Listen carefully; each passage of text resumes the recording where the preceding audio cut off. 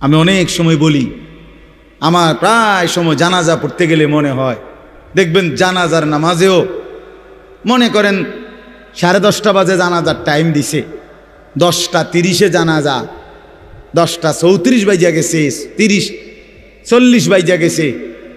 কিছু মানুষের এই পরিমাণ অস্থিরতা, এই মিয়া টাইম টেবিল ঠিক রাখো না, কইলা 10:30টায় জানাজা, 10টা মিনিট ওভার হয়ে গেছে, কতক্ষণ খাড় করায় রাখবা? মানে উনি ব্যস্ত, ওনার এই 10 মিনিট সময় নাই। আল্লাহর কসম বন্ধু, এই মানুষটাও এরকম ব্যস্তই ছিল। যে মানুষটার জানাজা হচ্ছে এখন, যার লাশ এখানে শোয়ানো, এই লোকটাও এমন ব্যস্তই ছিল। তার হাতেও একদিন সময় ছিল না। আজ গোটা পৃথিবী সব আগার জায়গায়, এই বেচারা শুধু নিস্তব্ধ। চোখের সামনের জলজ্জান্ত মানুষটা স্তব্ধ, আর হাত নড়ে না, পাও নড়ে না, আর চোখ নড়ে না, জিহ্বা নড়ে না। এজন্য দুনিয়ার এই ব্যস্ততার ভিতর দিয়ে আমরা যদি মনে করি যে আমি শুধুই দুনিয়া, ভালো মন্দ, লাভ লোকসান, চাওয়া পাওয়া, প্রাপ্তি অপ্রাপ্তি, বনের চাহিদা পূরণ, সব কিছু শুধু দুনিয়া ভাইয়া, বাবা তো আখিরাত কার জন্য?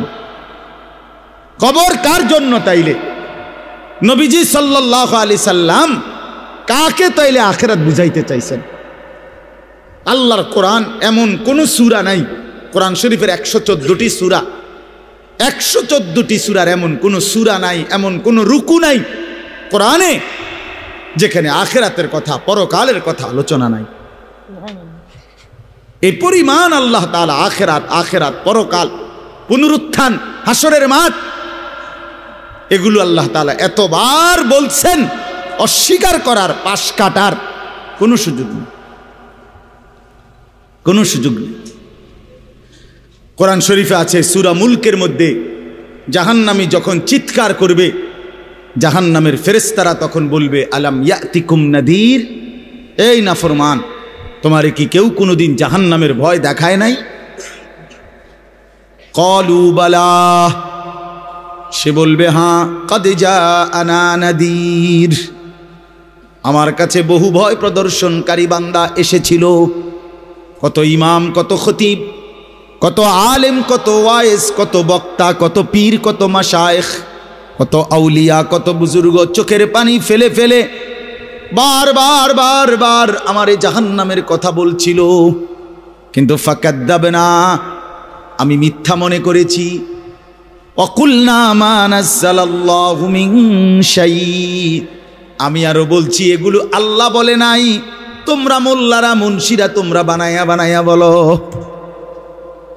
হ্যাঁ, অনেক বেত্তমিজ লোক আছে, ও আইতো না হুজুররা যত কয় এত না, না হাবড়া জানে, হাবড়া আগেও একবার ফিডা খাইয়া আইছে, হাবড়া একবার ঘুরে আইছে হাসরের মাঠ, হাবড়া জানে যত কয় এত না। ও কইতে লাগলে সবাই কয়, ও বাড়াইয়ে কয়, মাইক ফাইলে কে না কয়। এই সমস্ত বিদ্রুপ আলেমদের কথাকে আপনি অবজ্ঞা করিলেন। আসলে তো আলেমদের কথা না, কথা যদি হুজুরের কথা হইতো তাইলে না হয় আপনি ফেলে দিতেন, কিন্তু জবানে না হুজুরের কথা, তো সরাসরি আল্লাহর কথা, তো রাসূলুল্লাহর, আল্লাহর, তো সে কথা প্রত্যাখ্যান করলেন কেন? আপনি আমার কথা, আমার ব্যক্তিগত যদি কথা হয় সেটা ফেলে দেন, কথা বোঝেন নাই। কিন্তু উলামায়ে কেরাম আপনাদেরকে নসিহতের মাধ্যমে নিজের ব্যক্তিগত হুজুরদের কথা বলে না, কথা বলেন না কেন? কার কথা বলে? আল্লাহর কথা বলে, রাসূলুল্লাহ সাল্লাল্লাহু আলাইহি সাল্লামের কথা বলে, তো সেটা বাদ দিলেন কেন? সেটা বাদ দিবেন। আমার ব্যক্তিগত কথা তো আপনাদের ধরতে বলি নাই, আমার ব্যক্তিগত কথা বলি, আপনারা দেখি গ্রহণ করেন কিনা বলেন। মনে করেন আমি কুমিল্লা ক্যান্টনমেন্ট থাকি, ময়নামতি সাহেবের বাজার, আমার মাদ্রাসা বাসা ওইখানে। তো আমি কুমিল্লা ক্যান্টনমেন্টে একটা বড় টাওয়ার আছে, গুমতি টাওয়ার। এই গুমতি টাওয়ারের নিচে আন্ডারগ্রাউন্ডে মুদি দোকান এবং তরি তরকারির দোকান। আমি প্রত্যেক দিন ওইখানে তরি তরকারি এবং মুদি যত মাল, এই যে পেঁয়াজ, রসুন, আদা, তেল এগুলো এবং মাছ তরকারি, এগুলো ওই গুমতি টাওয়ার থেকেই সবসময় কিনি। আপনারাও সবাই নিয়ত করেন ইনশাআল্লাহ এখন থেকে সবাই কুমিল্লা ক্যান্টনমেন্ট গুমতি টাওয়ার থেকেই তরকারি এবং চাল ডাল তেল কিনবেন। বলেন ইনশাআল্লাহ। কথা বলেন না তো, তা আপনি কি বলবেন? কি হুজুর আপনি পাগল হলেন নি? আমি কিনতাম আমার আমনের ক্যান্টনমেন্ট আমি কিনতাম যাবো, আমাকে দেশে কি মাছ তরকারির অভাব পড়ছে নি? ঠিক কিনা বলেন না কেন? তাহলে এইটা না আমার ব্যক্তিগত কথা, কথাটা আমার বুঝছেন নি? এইটারে তো আপনারে মানতে কই নাই আমি তো বলি না আপনারে যে আপনি আমার লগে গিয়ে বাজার করেন। তাহলে আপনি যে বললেন হুজুরে এরম কয়, হুজুরের সব কথা ধরলে চলন যাইতো না বর্তমান জমানায়। আপনারা তো আমার একটা কথাও ধরতে বলি নাই, আপনাকে বলছি আল্লাহর কথা না ধরতে। আপনাকে তো বলেছি ভাইয়া রাসূলুল্লাহ সাল্লাল্লাহু আলাইহি ওয়াসাল্লামের কথা ধরতেন। আল্লাহর কথা ফিরায় দেয় কেমনে? নবীর কথা ফিরায় দেয় কেমনে? বলেন বাবা, মেহেরবানি করে এই জন্য বুঝতে শিখেন, বুঝতে শিখেন। তিনটা জিনিস আমাদের মধ্যে লাজেম থাকা চাই। এক হলো তাওহীদ, দুই হলো রিসালাত, তিন হলো আখিরাত। এই তিন জিনিস ভুলে গেলে মুসলমান হয় না। তাওহীদ ভুলে গেলে, অর্থাৎ লা ইলাহা ইল্লাল্লাহ, জীবনের সব ব্যাপারে সব বিষয়ে যা কিছু হচ্ছে আমার জীবনের এই সারা পৃথিবীর কায়নাতের সমস্ত নড়া চড়া প্রত্যেকটা বিন্দু বিসর্গ করছেন শুধুই একজন, তিনি আল্লাহ। তিনি কে?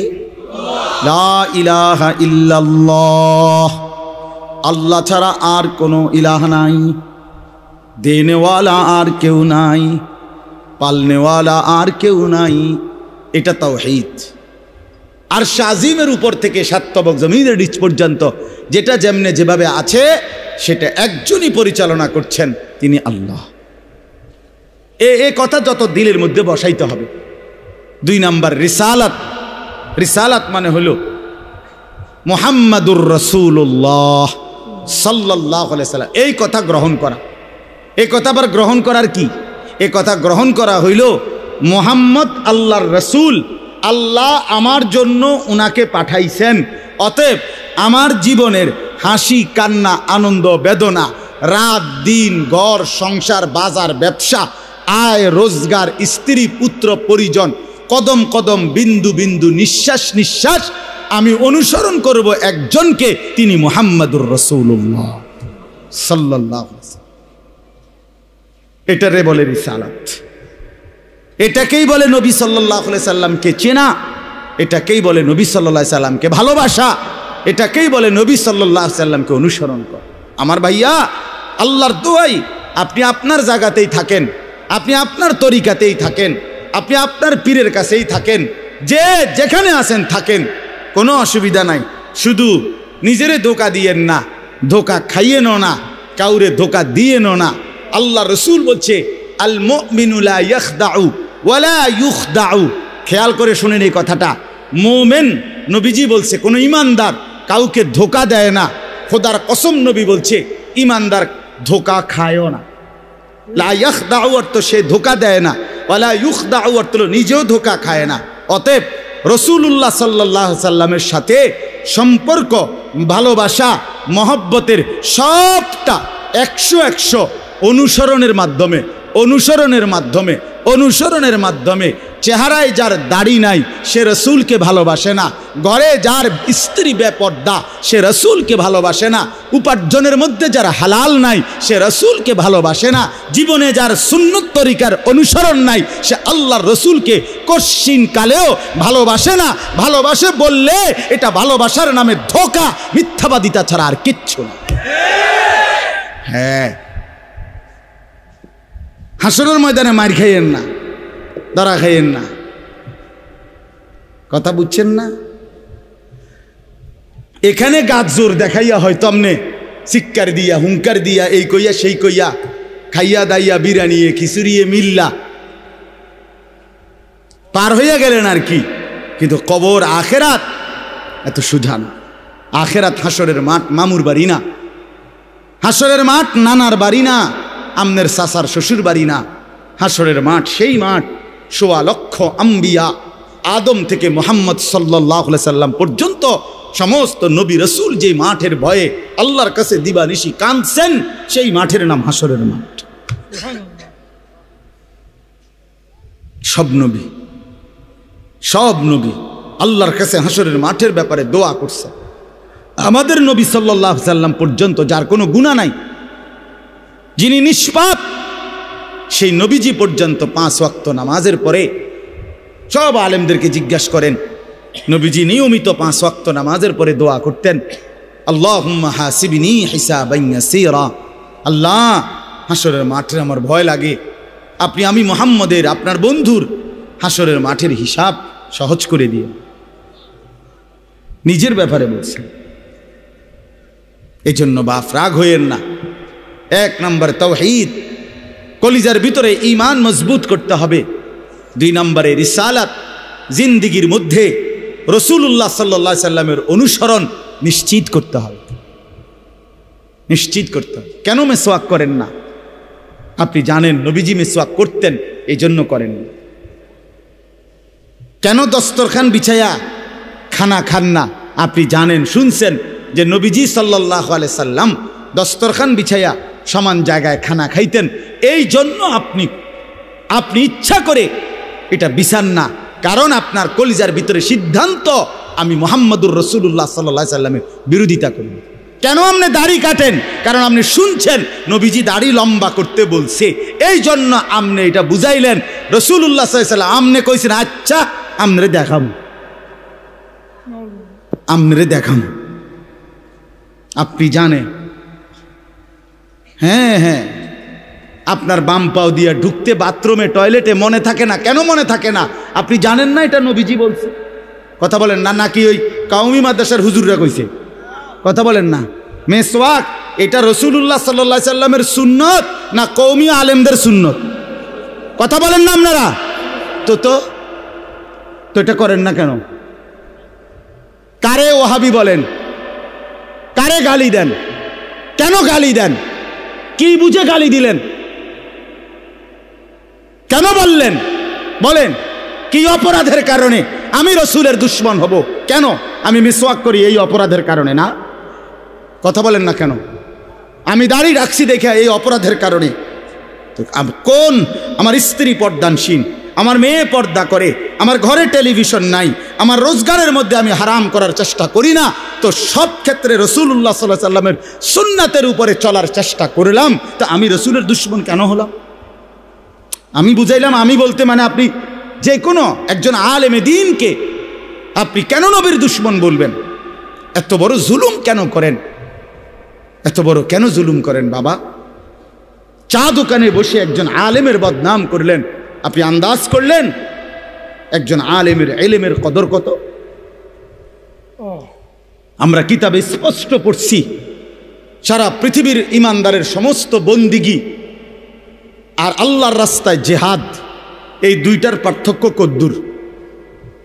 সারা পৃথিবীর ইমানদারের সমস্ত ইবাদাত, একটি সমুদ্রের মধ্যে যদি কেউ আঙ্গুল দেয়, আঙ্গুল চুবায়, তো আঙ্গুলের অগ্রভাগে পানি লাগবে যে দূর, এতে করে সমুদ্রের ঢেউ তো বন্ধ হয়ে যাবে, ঠিক না?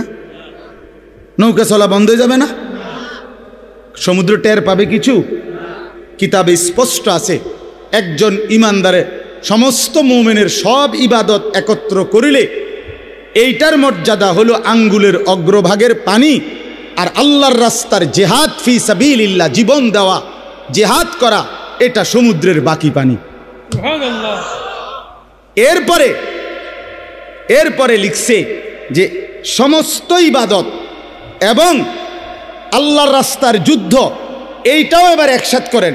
এই সবটা এবার ইবাদাত এমনকি জিহাদ সবটা একত্র করিলে আঙ্গুলের অগ্রভাগের পানি, খোদার কসম, আল্লাহর কসম, এলেম, কোরআন সুন্নাহর এলেম, এইটা সমুদ্রের বাকি পানি।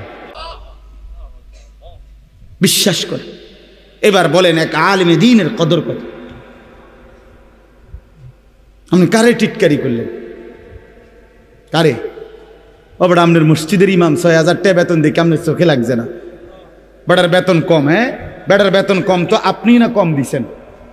উনি নি কম নির্ধারণ করছেন, আপনি না তারে মূল্যায়ন করেন না? কথা বলেন না কেন? আমাদের সমস্ত একটা স্পষ্ট কথা খেয়াল করেন, যদি এক সমস্ত মুসলমানের টার্গেট হইতো যে আমি প্রত্যেক বিষয়ে আল্লাহর কোরআন রসুলের সুন্নাত মোতাবেক চলবো, তাইলে এই পৃথিবীতে মসজিদের ইমামের চাইতে ব্যস্ত জিন্দিগি আর কেউ পালন করার কথা ছিল না। কেন? ওই মহল্লার সমস্ত মানুষের ঈমান, ইসলাম, আখিরাতের সমস্ত দিক নির্দেশনা সারাক্ষণ উনাকে দিতে হইতো। তখন উনার কদরও হইতো অনেক, তখন উনার বেতনও হইতো অনেক, উনার হাদিয়াও হইতো অনেক। কিন্তু আমাদের কলিজার ভিতরে আখিরাত লাগে না মনে হইছে, কোরআন তিলাওয়াত লাগে না, রসুলের সুন্নাত লাগে না। মেয়ের বিয়েটার মধ্যে নবীর সুন্নাত কি এটা জানার দরকার নাই, ছেলের বিয়েটার মধ্যে নবীর সুন্নাত কি এটা জানার দরকার নাই। ওই হদ্দার মাতব্বর মিল্লা তারা ঠিক করছে বিয়েটার মধ্যে চেয়ার হইব 200, টেবিল হইব মোট 30টা, গেট হইব একটা 70,000 টাকা দামের গেট, হাইয়েস্ট গাড়ি যাব 60টা, প্রত্যেকটার মধ্যে বেড়া বেড়ি মিল্লা বইব 14 জন, তো 5টার মধ্যে 5, 14, 70 জন। এরপরে দিয়া গেটে দিব 2000, বাজে খরচ হইল 3000, এই হইল 5000। এগুলো হইল হিসাব। আর হুজুরে আইয়া কয়ে গেছে রবিবারে মাইয়াগার বিয়া, দুপুরে দুগা ভাত খাইয়ে যাই। বুঝেন নাই? কিন্তু যদি সে জানতো যে রাসূলুল্লাহ সাল্লাল্লাহু আলাইহি সাল্লামের 4টা মেয়ে নবী বিয়ে দিছেন, আমি সেভাবে রসুলের মেয়ে যেভাবে বিয়ে দিছেন আমি আমার কন্যাকে সেভাবে বিয়ে দেব, তাইলে তো ইমাম সাহেবের কাছেই উনি আগে আসতো। ঠিক কিনা বলে? আলেমের কাছেই আগে আসতো। কিন্তু ওই যে ওনার তো এটা দরকার নেই। কি আপনার বাড়িতে 3 দিন ধরে ডেক সেট বাজে?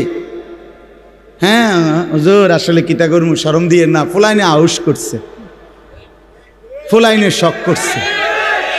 হায় রে আল্লাহ, হায় মুসলমান, এইভাবে রাসূলুল্লাহ সাল্লাল্লাহু আলাইহি সাল্লামের হুকুমকে, সুন্নাতকে গলা টিপে হত্যা করলেন। নবীজি নিজে বলছে না, আপনারা কতবার শুনছেন, নবীজি বলছে বিয়ে আমি রাসূলের সুন্নাত, বলছি কিনা বলেন? আবার বলেন বলছি কিনা? তাহলে যার সুন্নাত তার মতো হইতে হবে না?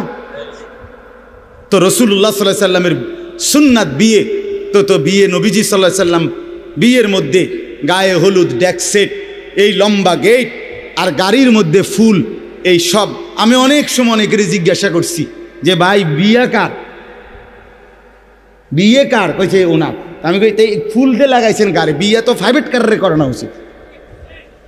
বেকুব যদি পুরা তার সিরা হয়, এই মাতাল হওয়ার কারণে একমাত্র তার সিরা দেখা প্রাইভেট কারের মধ্যে কি লাগাইছে। কিরে বেটা বিয়ে হইলো এইতের, ফুল লাগাইলো কোথায়? প্রাইভেট কারে। পাগল কারে কয়? এই পাগলের বাতরাম দেখে। বলেন আপনারা চাচা, আপনারা বলেন, এটা বিবেক নিয়ে কথা। কি বিয়ে করে এতে ফুল লাগায় প্রাইভেট কারের? বলদ নিয়ম নেই, এর থেকে বড় বলদ আর কি? আস্তাগফিরুল্লাহ, কি পরিমাণ বোকা আমরা।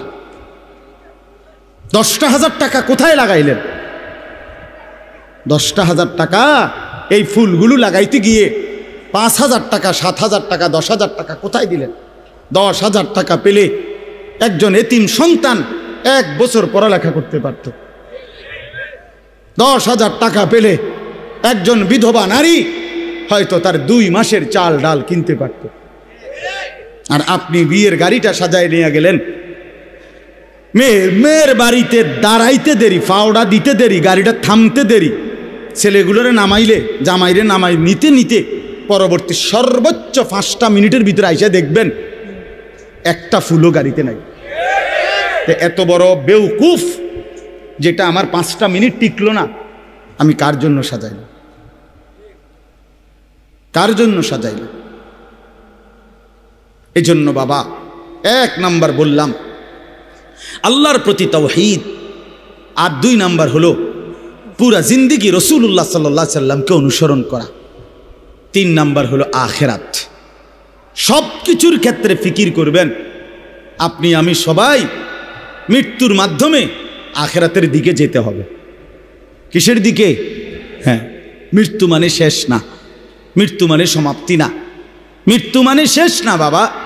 মৃত্যু মানে আখিরাত, পরকালের জিন্দেগি, পরবর্তী অধ্যায়, নতুন অধ্যায়ের শুরু, নতুন অধ্যায়ের শুরু। এই জন্য আখিরাতকে ভুললে জীবনের কোনো অর্থ থাকে না। আখেরাতকে ভুললে মানুষ আর মানুষ থাকে না। বিশ্বাস করেন, পরকালের অনুভূতি যার নাই, কবরের অনুভূতি যার নাই, হাসরের ময়দানের বিবেক যার নাই, আল্লাহর কসম ওই ব্যক্তির জীবনের কোনো নিয়ন্ত্রণ নাই। সে যা ইচ্ছা তাই করে, জন্তু জানোয়ার যা করে। সমস্ত মানুষ যারা অপরাধ থেকে বেঁচে থাকে এবং পুণ্যকর্ম উত্তম কাজে লেগে থাকে, তার একটা মূল ফিকির তার কলিজার ভিতরে এটা আছে, আমি গুনাহ থেকে বাঁচতে হবে, আমি নেক কাজ করতে হবে। কেন? আমাকে আখেরাতে যেতে হবে। কথা বলেন না কেন?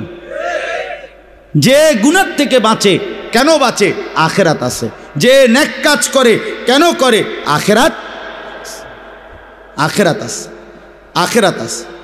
এই জন্য এই তিন জিনিস শেখা দরকার, কলিজার মধ্যে আনা দরকার। তাওহীদ, রিসালাত, আখিরাত। বলেন কি? তাওহীদ মানে লা ইলাহা ইল্লাল্লাহ, বলেন। রিসালাত মানে মুহাম্মাদুর রাসূলুল্লাহ, আর আখিরাত মানে পরকাল।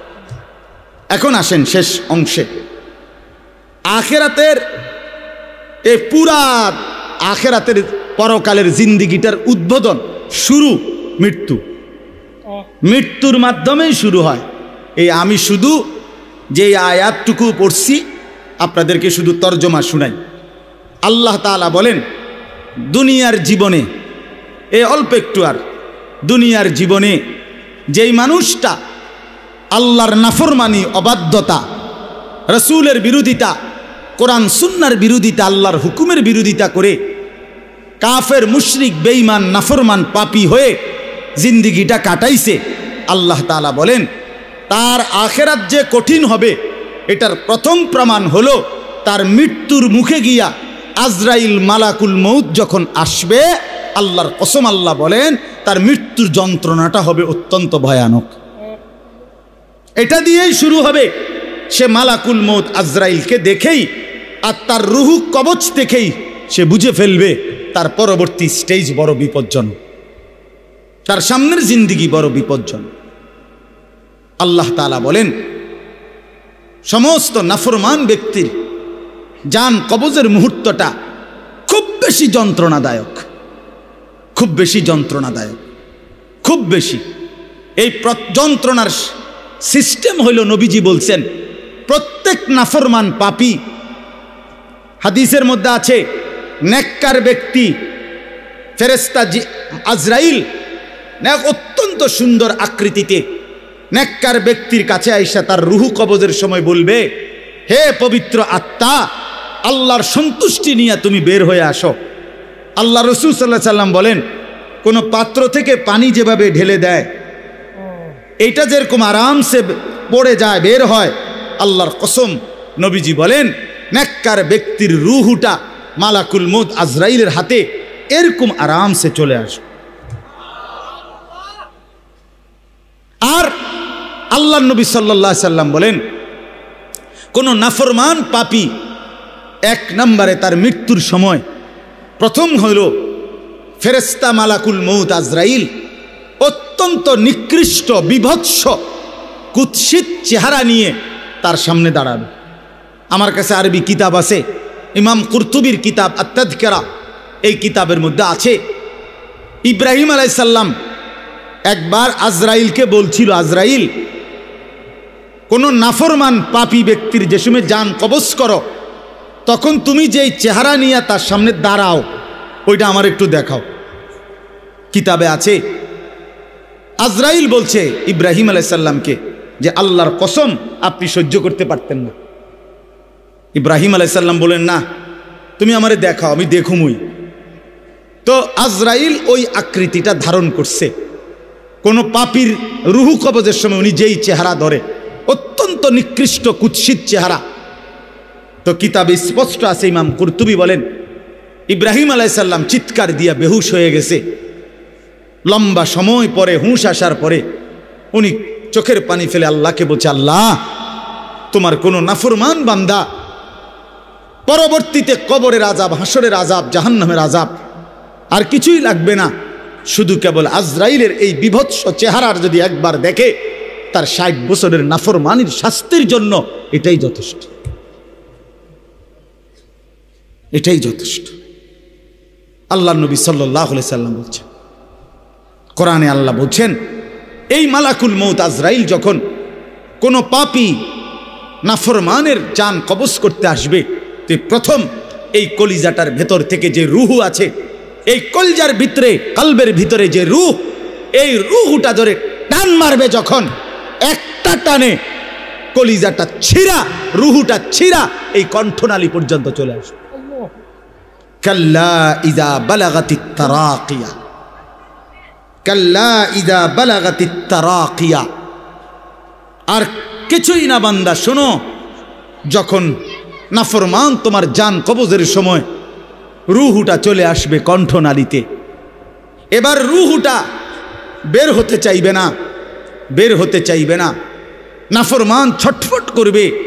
আর ফেরেশতা আজরাইল, ফেরেশতা ছিঁড়া বিরা কোনো জিনিসকে, কোনো ধারালো লোহা, শিক, এটা যদি আগুনের মধ্যে, আপনার আগুনে পুরানো জিনিসের মধ্যে টান দেয়, তাইলে যেরকম ছিঁড়া ভিড়া আসে, আল্লাহর কসম, আল্লাহ রসুল বলছে, আজরাইল যখন রুহু ধরে আবার টান মারবে, তো সমস্ত শরীর ছিন্ন ভিন্ন করে এই রুহু বের করে আনবে। ওয়াকিলা মান রাক, আল্লাহ বলে আশপাশের মানুষগুলো তখন বলবে, ওই লোকের ছটফটানি দেখা, হায়, তাকে বাঁচাবার জন্য কোনো ওজা ডাকো, বৈদ্য ডাকো, ডাক্তার ডাকো, কবিরাজ ডাকো, কে আছো তাকে চিকিৎসা করবে, ডাকো না, আনো না, অত ভীষণ ছটফট করছে। আল্লাহ বলেন, যান্না আন্নাহুল ফিরাক, কিন্তু ওই নাফরমান বুঝে ফেলবে আজ আর তাকে কেউ ফিরাইতে পারবে না, তাকে দুনিয়া থেকে বিচ্ছিন্ন হতেই হবে, তাকে চলে যেতেই হবে। বন্ধু আমার, বাপ আমার, একটা জরুরি কথা আপনারা বয়স্ক লোকেদেরকে বলি। রাসূলুল্লাহ সাল্লাল্লাহু আলাইহি সাল্লাম বলেছেন, আমার এই কথাটা খেয়াল করেন, নবীজি বলছেন, ইন্নাল্লাহা ইয়াকবালু তাওবাতাল আবদ মা লাম ইউগাররির। বান্দা যখন আজরাইলকে দেখে, তখন তার রুহে, তার শরীরের মধ্যে আরে গড়গড়া শুরু হয়, মৃত্যুর গড়গড়া শুরু হয়। আল্লাহ রসুল বলছেন, তখন আর আল্লাহ তাআলা কারো কোনো তওবা কবুল করেন, তওবা কবুল করেন। ওয়ালাইসাতিত তাওবাতু লিল্লাযীনা ইয়ামালুনাস সাইয়্যাত হাত্তা ইযা জাআ আহাদাহুমুল মাউত ক্বালা ইন্নী তুবতুল আন। আল্লাহ বলেন, যে মৃত্যু পর্যন্ত নাফরমানি করে গেছে, যখন মৃত্যুর মুখে আজরাইল আসছে, এখন বলতেছে, আল্লাহ আমি তওবা করলাম। আল্লাহ বলেন, ওয়ালাইসাতিত তাওবা, এমন তওবা আমি আল্লাহ গ্রহণ করব না। আমরা অনেক সময় 90 বছরের বুড়া, 70 বছরের বুড়া মিয়া একদম লম্বা হইয়া সোজা হইয়া গেছে, এবার একদম টাইনতে আছে লম্বা করিয়া, এই সময়ে গিয়া 200 টাকা হাদিয়া দিয়া হুজুর রে আনছে, হুজুর তোবাটা ফরাইয়া দেন, আব্বারে ব্যস্তটা বুঝ করিয়া দেন, ধরেন এই 200 টাকা রাখেন। কি তওবা করাবে হুজুর? হুজুর এখন ওনার কোনো এহসাস, অনুভূতি আছে? কথা বলেন না কেন? উনি জানে কিছু কি বলতেছে, কি তওবা করাইলেন? কিসের তওবা? কিসের তওবা এটা? কিসের তওবা? গুনাহ করলেন আপনি, আপনার ফরামু বুঝি আমি, হ্যাঁ, আপনার গুনাহ আপনি না জানেন। এই জন্য আল্লাহ কোরআনে বলছেন, ওয়াল্লাযীনা ইযা ফাআলু ফাহিশাতান আও যালামু আনফুসাহুম যাকারুল্লাহ। আল্লাহ বলে, বান্দা শোনো, জীবনভর যদি গুনাহ করো, নাফরমানি করো, জুলুম করো, নাফরমানি করো, কিন্তু আমার যেই বান্দা গুনাহ করবে অথবা নাফরমানি, অশ্লীলতা, বেহায়াপনা করে, আল্লাহ বলেন যদি সাথে সাথে আমি আল্লাহকে মনে করে, অতঃপর ফাস্তাগফারু লিযুনুবিহিম, আমি আল্লাহর কাছে নিজের গুনাহের জন্য মাফ চায়, ওমান ইয়াগফিরুয যুনুবা ইল্লাল্লাহ, বুঝে শুনে দিল থেকে বলে, আল্লাহ আপনি মাফ না করলে মাফ করবে কে? ওয়ালাম ইউসিররু আলা মা ফাআলু ওয়া হুম ইয়ালামুন, আর আল্লাহকে বলে, আল্লাহ এই গুনাহ আমি ছেড়ে দিলাম, ওহুম ইয়ালামুন, জেনে বুঝে এমন নাফরমানি আর করব না, মাফ করে দেন। খোদার কসম আল্লাহ বলেন, বুঝে শুনে আমার বান্দা যদি গুনাহ ছেড়ে দিয়ে আর করবে না ওয়াদা দিয়ে, আমি আল্লাহর কাছে চোখের পানি ফেলে মাফ চাই। এবার গুনাহ যদি আসমান পরিমাণও হয়, আমি আল্লাহ ওয়াদা করলাম বিনিময়ে পুরা মাগফিরাত দিয়ে দেব। উলাইকা জাযাউহুম মাগফিরাতুম মির রাব্বিহিম, পুরা মাফ। যে শর্ত হইল বান্দা আর করবা না, ওয়াদা দিতে হবে, গুনাহগুলো ছেড়ে দিতে হবে। আমনের কলজার ভিতরে হইল আমনে কোনো সুদের টিয়া ছাড়তেন না, আমনে কোনো বিড়িখানা ছাড়তেন না, আমনে কোনো সাদওয়ানের টেলিভিশন সাউন্ড বন্ধ করতেন না। আমনে হুজুরের লগে যে ডোলেন, আস্তাগফিরুল্লাহ রাব্বি, আমনে কীর্তেন লরেন, আমনের পকেটে দে বিড়ি, আমনের লেগে দে সাদওয়ানে টেলিভিশন লইয়া বইয়া রয়েছে দোয়ানদার, আমনে লরেন কীর্তেন, কি এর তওবা করেন কার কাছে? আল্লাহ বুঝে না, কথা বলে না? হ্যাঁ, আল্লাহ জানে না, এটারই নি কয় তওবা। টেলিভিশনের দিকে চাইয়া চাইয়া কয় তওবা তওবা তওবা তওবা। আহারে কিতে রে বাবা রে, দেশটার মধ্যে কি শুরু হইল? আপনি যেটি চাইতে আছেন এটি শুরু হয়েছে। আস্তাগফিরুল্লাহ, আস্তাগফির। এজন্য বাবা, জওয়ান হন, বৃদ্ধ হন, গুনাহ ছাড়তে হবে এখন। কখন বলেন? ওই বাবা বলেন না কখন? এখন এখন এখন, আজ। গুনাহ করলেন যখন, ছাড়বেন তখন। দিল, দিমাগ, আকল, হুঁশ আছে যখন। এটা মনে রেখে আল্লাহ তাআলা বলেন, ওয়াযান্না আন্নাহুল ফিরাক, আশপাশের লোকজন তো ডাক্তার কবিরাজ লইয়া ডাকাডাকি করছে, কিন্তু সে বুঝে ফেলছে তাকে দুনিয়া থেকে আলাদা হবে, আর থাকতে পারবে না। ওয়ালতাফাতিস সাকু বিসাক, আল্লাহ তাআলা বলেন, ভয়ে আর আতঙ্কে নাফরমান পাপী জান কবজের সময় তার দুইটা পাও মিলাইবার মতো ক্ষমতাও আর তার থাকবে না। পায়ের দুইটা গোসা, গোড়ালি, এইটা পর্যন্ত কদ্দুর লাগানো অথবা সরানো, এই ক্ষমতাটাও থাকবে না। এতটা ভয়ে আতঙ্কে পাও নিয়ে পড়ে থাকবে যে পায়ের গোসা, গোড়ালিটা পর্যন্ত নাড়াইতে পারবে। ইলা রব্বিকা ইয়াউমা ইদিনিল মাসাক, আর এই অবস্থাতেই তাকে আল্লাহ তাআলার কাছে পৌঁছতে হবে। কার কাছে বলেন না?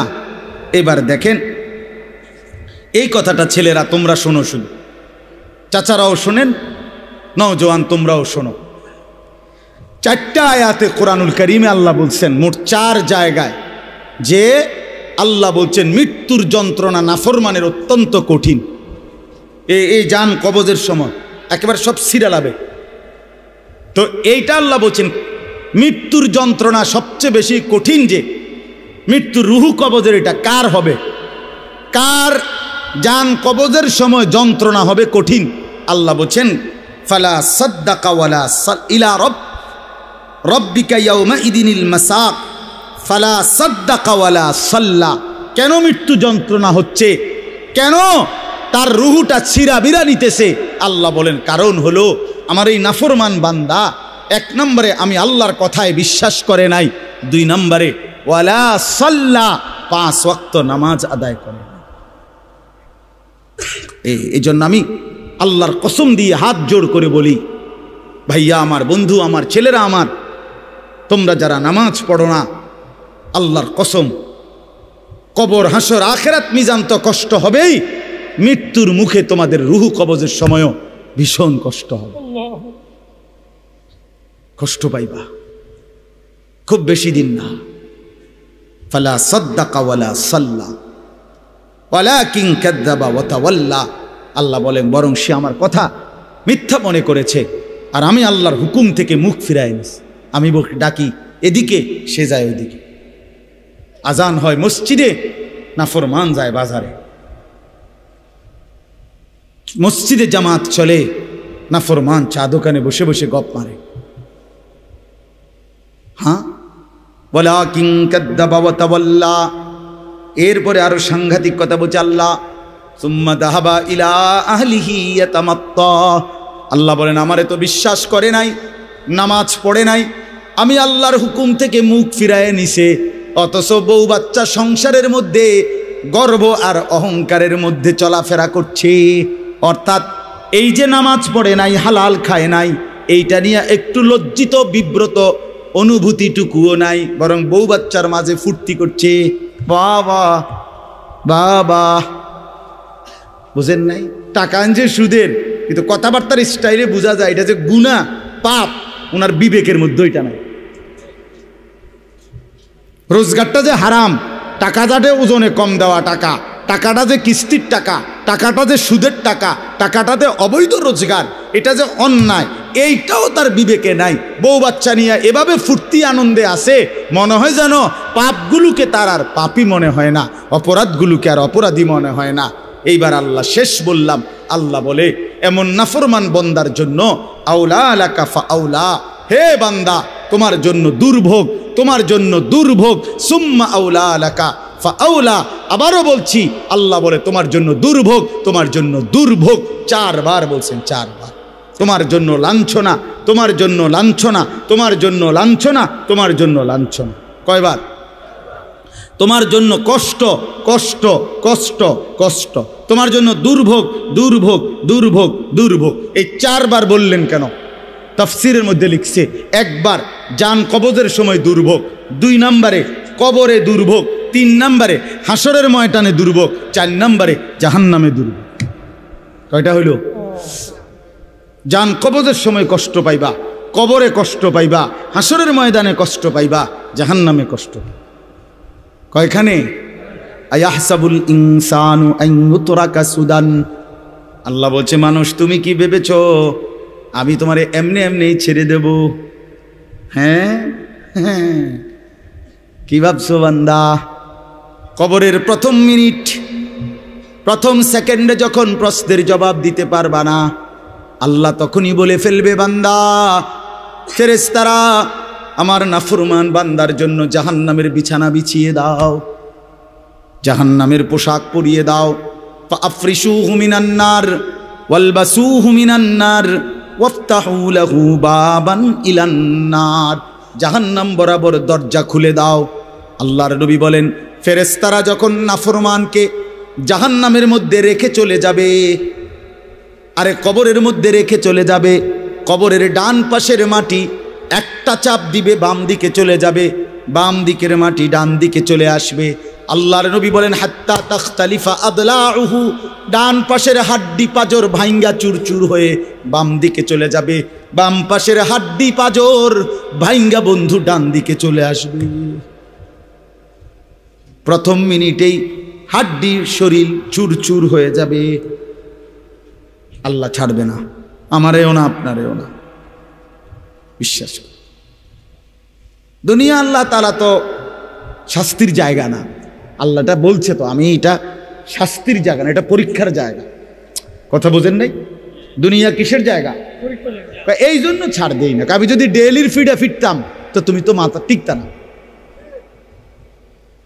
আজকে যারা নামাজ পড়ে নাই, এখন যারা এশার নামাজ পড়ে নাই, মনে করেন এখন গিয়ে ঘুমাবে, তো ফেরেশতা যদি একটা লাথি মারে, আইয়া একটা কিচ্ছা লাথি মারে যে গাদ্দার ওঠ, তো একটা লাথির লোকে তো 7টা মহাদেশ পার হইয়া যাবে। যদি একটা টানা চটকনা দেয় ঘাটটা বাড়াইয়া, কি হবে তখন? এজন্য আল্লাহ কোরআনে বলছে, আমি যদি বান্দা নগদ শাস্তি দেই, তাহলে তো ঘাড় সোজা কইরা একজনও চলতে পারবে না। আমি তো জমিনটাকে, পৃথিবীতে আমি আল্লাহ শাস্তির জন্য না, এটা বিচারের জায়গা না, আমলের জায়গা, বিচারের জায়গা আলাদা। মালিকি ইয়াউমিদ্দিন। চলেন, রাত গভীরে, অনেক রাত হইছে, আমরা আপনাদের কাছে বলার চেষ্টা করলাম, নিজেরা ধাক্কাধাক্কি না করেন, বুঝতে শিখেন। হুজুররা কয় তো ভালোই, আসলে কথাটি ভালো বলছে, আমরা লাগিয়াই কইছে, কিন্তু পারি না। হ্যাঁ, পারি তো না। বাবারা, চাচারা, এই সমস্ত ফাজিলি কথা বলিয়েন না, এই সমস্ত মস্কারি কথা বললেন না যে পারি না। পারবেন না কেন? আপনি পারবেন না কেন? পারবেন না। আপনি এই 60 বছরে কি কম কিছু পারছেন? আপনি 60 বছরে হুদা চিরা খাইছেন? পারবেন না কেন? অবশ্যই পারবেন। আপনি নিয়ত করেন, আমার ছেলেকে নামাজ পড়াবো, মেয়েকে নামাজ পড়াবো, নাতি নাতনিকে নামাজ পড়াবো, আল্লাহর কোরআন শিখাবো, স্ত্রী সন্তানকে পর্দা পুশিদা করাবো। আপনি ফয়সালা নিয়ে ফিকির করেন, না বুঝলে ওলামায়ে কেরাম থেকে জিজ্ঞেস করেন যে হুজুর আমি কেমনে কি বলতাম, কেমনে কি করতাম। আপনি শিখেন, আপনি বুঝেন, মৃত্যু পর্যন্ত বলা চালু রাখেন। তাইলে হবে কি, যদি আপনার কথায় তারা ফিরেও না আসে, আপনার লাগাতার বলা, চোখের পানি ফেলা, আপনার অব্যাহত চেষ্টার কারণে হতে পারে আল্লাহ আপনারে মাফ করে দেবে। কিন্তু আপনি যে মাতেনও না, লড়েনও না, আপনি বইয়া বইয়া তারার লগে ভাত খান, আপনি আপেল খান, মালটা খান, গপ মারেন, খুশি, অথচ তারা নামাজ পড়ে না। তো এইটা কি ধরনের জিন্দেগি? আল্লাহ আমাদেরকে বুঝার তৌফিক দান করেন। যেই ছেলেরা আলহামদুলিল্লাহ আজকের এই মাহফিলের ইন্তজাম করেছো ভাই, তোমাদের কাছে আমার অনুরোধ, ভাইয়া নামাজ পড়ো।